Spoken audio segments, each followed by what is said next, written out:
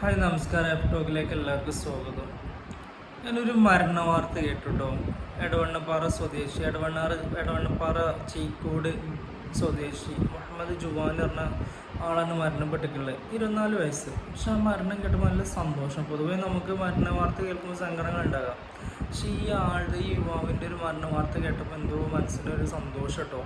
കാരണം ഒന്നാമത് റമദാൻ മാസമാണ്, രണ്ടാമത് പറഞ്ഞ ആള് മക്കത്തു നിന്നാണ് മരിച്ചിട്ടുള്ളത്, മൂന്നാമത് പറഞ്ഞ ഉംറ കഴിഞ്ഞിട്ട് അയാൾ വിശ്രമിക്കുന്ന സമയത്താണ് അയാൾക്ക് ഹൃദയാഘാതം വന്നുകൊണ്ട് മരണപ്പെട്ടിട്ടുള്ളത്.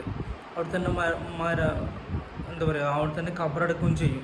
അപ്പോൾ ഇങ്ങനെയുള്ളൊരു വാർത്ത കേട്ടപ്പോൾ എന്തോ ഒരു മനസ്സിന് സന്തോഷം.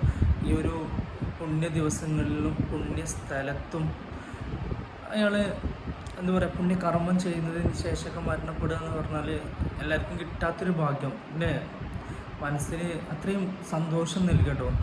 അങ്ങനെയൊക്കെ ഒരു മരണം നമുക്കും പഠിച്ചോ നൽകട്ടെ എന്നൊരു ആഗ്രഹം. അപ്പോൾ ജസ്റ്റ് ഒരു വാർത്ത കേട്ടപ്പോൾ ജസ്റ്റ് ഒരു വീഡിയോ ചെയ്തെന്നുള്ളൂ. എല്ലാവർക്കും നമ്മളെ വിശ്വാസപ്രകാരം നാളെ അള്ളാഹു സ്വർഗം നൽകട്ടെ, അതുപോലെ തന്നെ നല്ല മരണങ്ങൾ നൽകട്ടെ.